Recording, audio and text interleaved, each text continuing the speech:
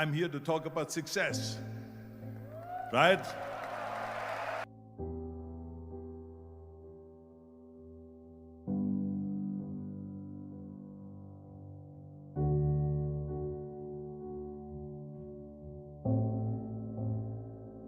The first rule of success is to have a vision. You see, if you don't have a vision of where you go, and if you don't have a goal where you go, you drift around and you never end up anywhere. It's like you can have the best ship in the world, you can have the best airplane in the world. If the pilot or the captain doesn't know where to go, it would just drift around. It would not end up anywhere, or most likely in the wrong place. So I was very fortunate that I stumbled onto my vision. I mean, as you know, I was born in 1947 in Austria after the Second World War. And I didn't really like Austria when I grew up. I couldn't wait to get out of there. I couldn't see myself becoming a farmer or a worker in a factory or anything like that. Even though my parents wanted me to stay there and have a normal life. My father wanted me to become a police officer like he was. My mother wanted me just to stay there and marry a girl with the name of Heidi, hopefully, and have a bunch of kids and run around like the Van Trapp family in The Sound of Music. But that was their vision, not mine. My vision was totally different. I felt that I was born for something special, for something unique, for something big. You know how great it felt that I knew where I was going? Imagine the majority of people don't know where they're going. When you have a goal, when you have a vision, everything becomes easy. Because remember that in America, for instance, when you study, you will see the percentage of people that like their jobs. 74% hate their job in America. Now, there is not much different when you come to Europe. The majority of people don't like what they're doing because they're really not doing it because they didn't have a goal and they followed this goal. They just aimlessly drift around, and then all of a sudden there's a job opening, so they get that job because you have to work. But then when you work, it's a chore. It's work.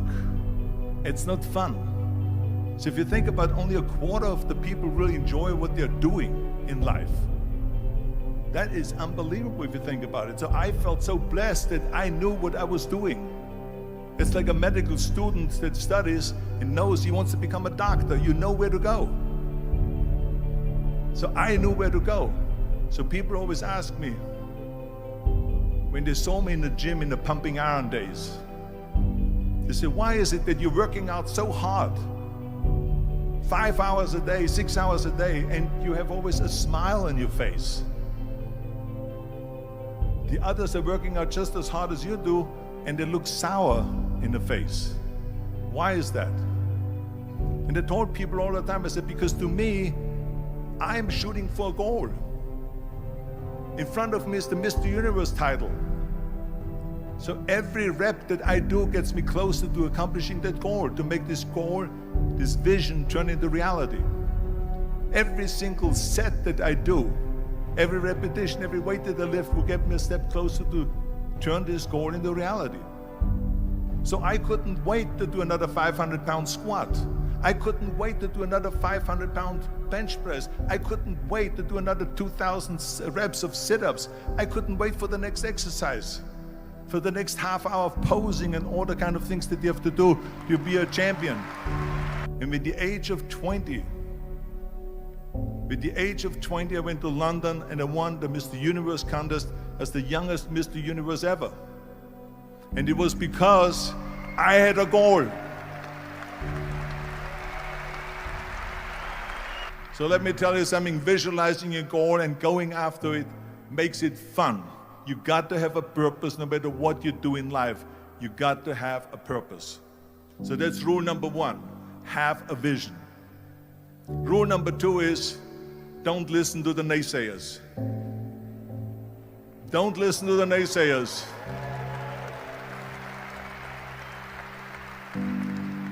Everything I ever did, the thing that I heard out of people's mouth was, that's impossible. that can't be done or no. So whenever someone said to me, it can't be done, I heard it can be done. When they said no, I heard yes. And when they said it's impossible, I heard it is possible. I'm a strong believer of what Nelson Mandela said, that everything is always impossible until someone does it. Well, I'm going to be the one, I said to myself, I'm going to do it and I'm going to show it to them. Maybe it has never been done before. That's perfectly fine with me. But I'm going to do it. And I did not listen to the naysayers. The next thing, the third point that I'm going to make to you is, before we sit down with Jürgen and talk about the rest of the three, is work your ass off. There is no magic pill. There is no magic out there. You cannot get around. You have to work and work and work. And it drives me crazy when people say that they don't have enough time to go to the gym for 45 minutes a day and work out, or to do something for 45 minutes to an hour a day to improve, if it is physically improve or if it is mentally to improve. Imagine you read 1 hour a day about history. How much you will learn after 365 hours in 1 year. Think about if you study about the history of musicians, of composers, how much you would know. Imagine if you would work on a business, on some business that you want to develop every day for an hour. Imagine how further along you will go and get. So it drives me nuts because when people say we don't have the time, we have 24 hours a day. We sleep 6 hours a day, so that gives you still 18 hours. And there's someone shaking their head out here in front. They say probably, I don't sleep 6 hours, I sleep 8 hours, right? Or just sleep faster.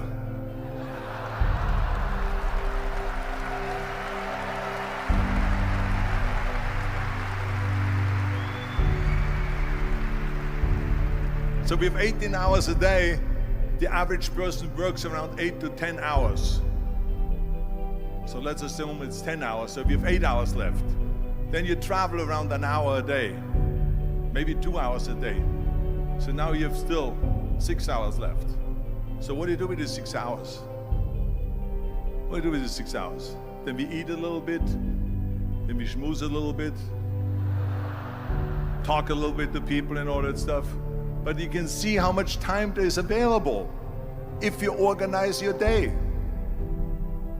So you got to work hard. I mean, let me tell you something. When I went to America, I went to college. I went and worked out 5 hours a day.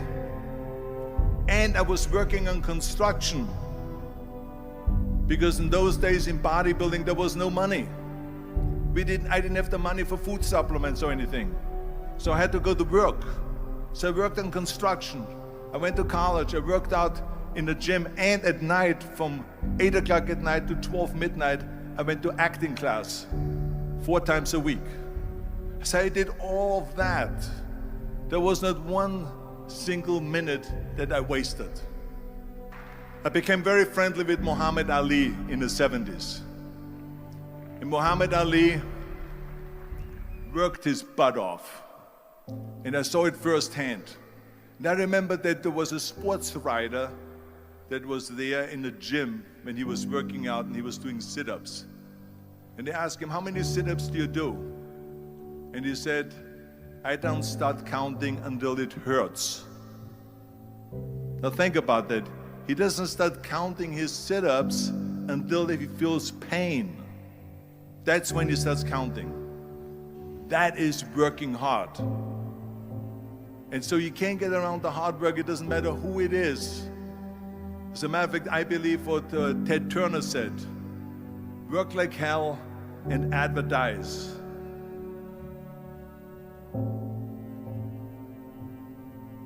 You get it? Work like hell, go to bed, and early to rise, work like hell and advertise. So you work your ass off, and then you let the world know about your work. That's what it is all about. Let people know. If you have a company, if you have a movie, if you do a sports, work your ass off, but then advertise and let everyone know. I hate Plan B.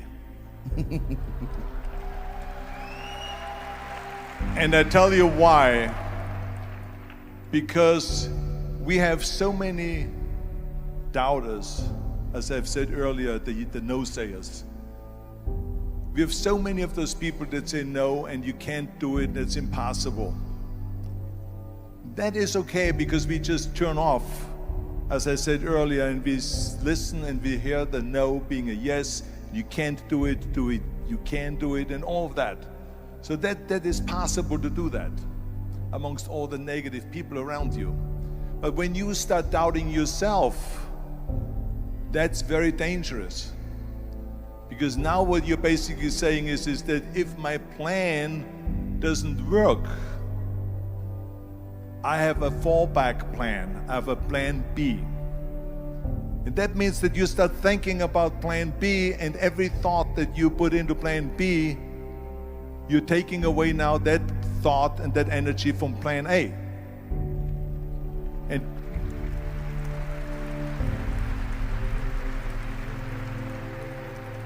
And it's very important to understand that we function better if there is no safety net, because plan B becomes a safety net. It says that if I fail, then I fall and I get picked up and I have something else there that will protect me.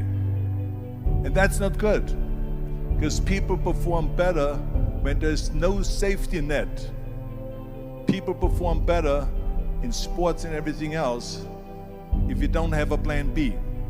To me, it is very dangerous to have a plan B, because you're cutting yourself off from the chance of really succeeding. And the reason, one of the main reasons why people want to have a plan B is because they are worried about failing. What is if I fail, then I don't have anything else? Well, let me tell you something. Don't be afraid of failing, because there's nothing wrong with failing. You have to fail in order to climb that ladder. There's no one that doesn't fail. We all fail. It's okay.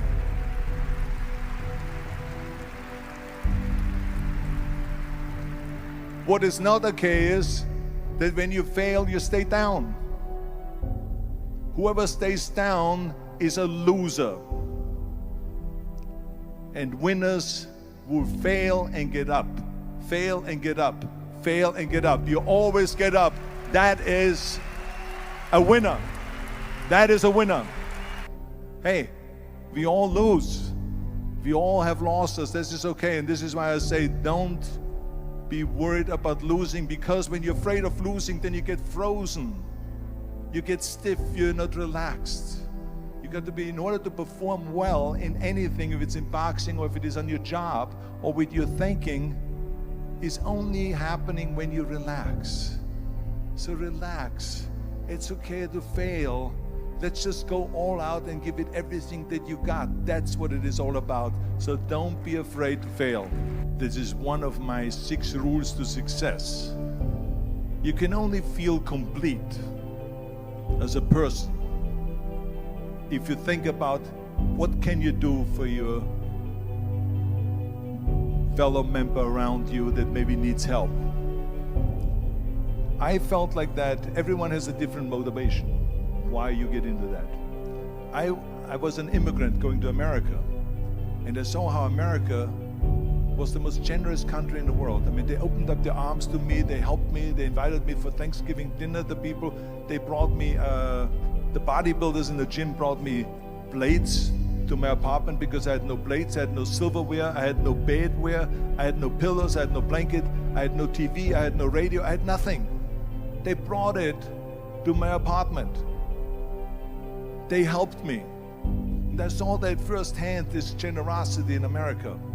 And I said to myself, as an immigrant that is being embraced with open arms, that I need to go and make sure that I give something back.